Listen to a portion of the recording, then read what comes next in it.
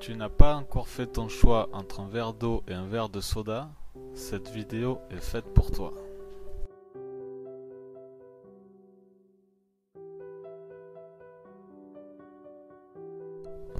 S'il te plaît, à la fin de cette vidéo, prends la bonne décision, car c'est pour le bien de ta santé, mais aussi de celle de ta famille et surtout de tes enfants.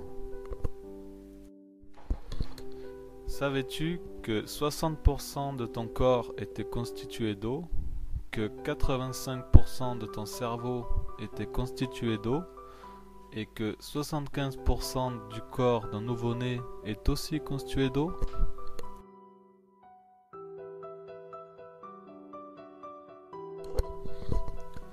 Savais-tu que 37% des Nord-Américains confondent la sensation de soif avec celle de la faim? Qu'une déshydratation même imperceptible retardera le métabolisme de 3%? Savais-tu qu'un manque de seulement 2% d'eau dans ton corps pouvait engendrer une perte de mémoire momentanée, des difficultés avec les calculs mathématiques les plus basiques et des problèmes pour se concentrer sur un écran d'ordinateur ou sur la page d'un livre? Savais-tu qu'un verre d'eau calmera ta faim pendant la nuit dans quasiment 100% des cas lors d'un régime amincissant? Savais-tu que dans une étude réalisée à l'université de Washington, on a mis en évidence que le manque d'eau est la première cause de fatigue durant la journée? Savais-tu que des études avaient démontré que le fait de boire de 8 à 10 verres d'eau par jour pouvait diminuer significativement les maux de dos ainsi que les douleurs articulaires dans 80% des cas? Savais-tu que le liquide qui donne la vie à notre corps, c'est-à-dire notre sang, contient 83% d'eau? L'eau est essentielle pour toutes nos cellules.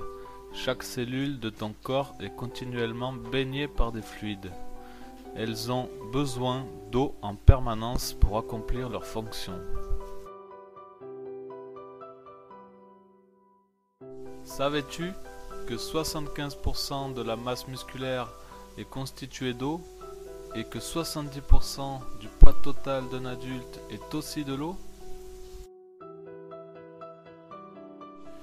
Savais-tu que de boire 5 verres d'eau par jour diminuait de 45% le risque de développer un cancer du côlon, en plus de faire baisser de 79% le risque du cancer du sein et de réduire de moitié le risque de cancer de la vessie?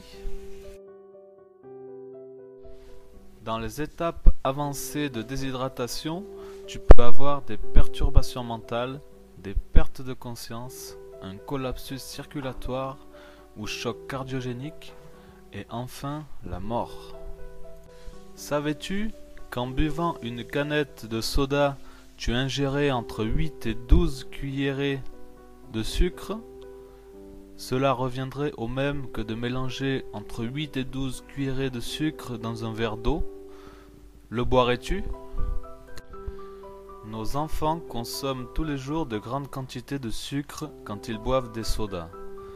C'est à cause de cela qu'augmentent les cas de diabète et d'autres maladies terribles qui affectent le monde actuel.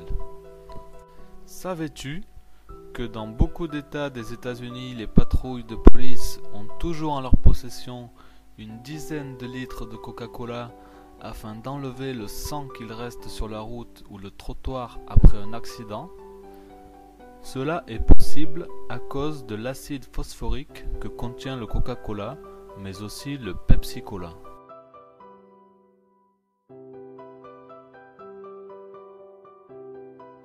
Savais-tu que pour enlever la rouille des pare-chocs des voitures, il suffisait de frotter avec du papier d'aluminium et du Coca-Cola, que pour nettoyer des objets rongés par des pertes de liquide de batteries d'automobile, il suffisait de verser une canette de Coca-Cola ou de Pepsi-Cola sur la corrosion?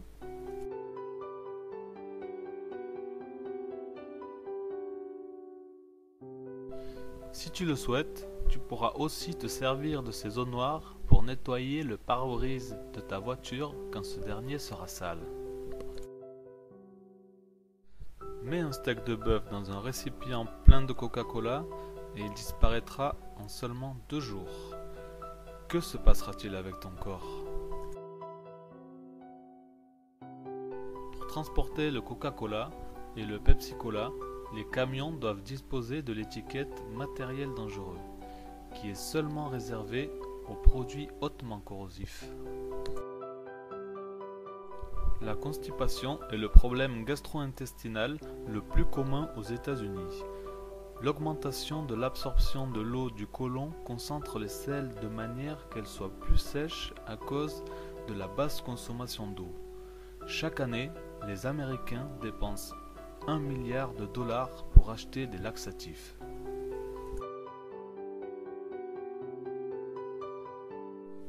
L'acide phosphorique présent dans les sodas est mauvais pour le calcium de nos os et c'est un des coupables majeurs de l'augmentation de l'ostéoporose. Notre corps stoppe la croissance de ses os à l'âge de 30 ans. Après ça, notre masse osseuse baisse d'environ 10% chaque période de 10 ans. L'acidité des aliments ingérés est un facteur d'accentuation de cette baisse. L'acidité ne dépend pas du goût des aliments, mais de la relation entre le potassium, le calcium, magnésium et phosphore. Savais-tu que les sodas n'ont aucune valeur nutritive en termes de minéraux et de vitamines? Par contre, ils possèdent une grande quantité de sucre, une forte acidité, des additifs comme les conservateurs et les colorants. En général, nos enfants consomment plus de soda que d'eau. Il est donc très important que nous prenions conscience de la nécessité de changer nos habitudes alimentaires, spécialement en ce qui concerne la consommation d'eau et de soda, car les grandes maladies de la société actuelle sont en partie dues à cela.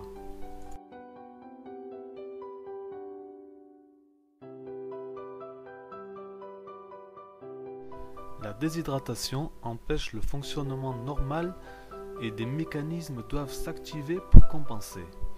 En résulte la diminution de la transpiration et de l'urine. En plus de cela, la déshydratation altère la capacité de refroidissement du corps et la température de ce dernier peut donc augmenter. Lorsque nous buvons trop de soda, tous les composés de calcium dissous s'accumulent dans les artères, les veines, les tissus de la peau et les organes. Ceci affecte le fonctionnement de nos reins. La moyenne du pH des sodas comme le Coca-Cola, Pepsi-Cola et autres est de 3,4.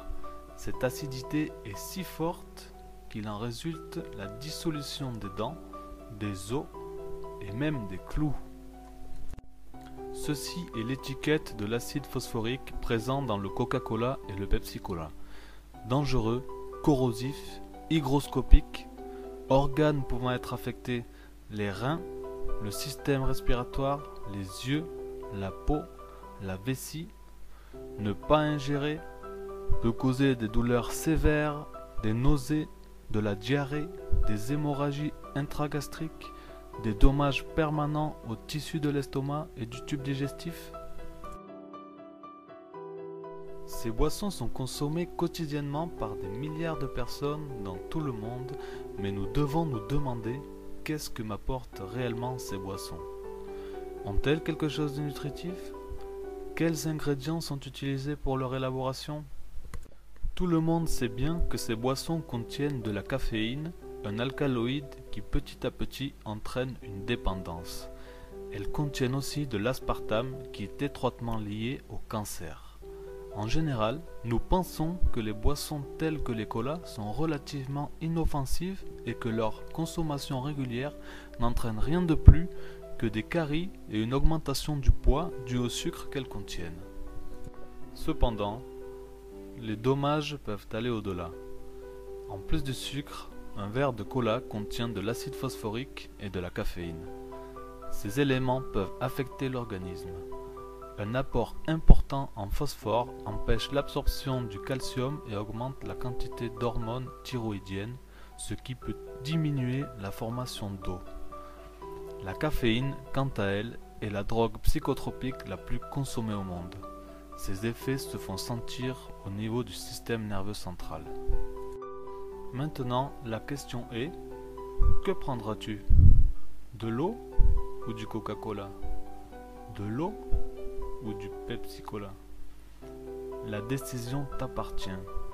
La santé et la vie de ta famille et de tes enfants sont entre tes mains. Et quand tu auras l'opportunité de choisir entre ce qui est bon et ce qui te fait mal, je t'en prie, choisis ce qui est bon. Rappelle-toi que le temple de l'Esprit Saint est ton corps. S'il te plaît, prends-en soin et donne-lui les choses que Dieu a mis entre tes mains, comme l'eau pour satisfaire ta soif. Merci beaucoup. Et n'oublie pas que la vérité ne peut faire qu'une seule chose, c'est te rendre libre.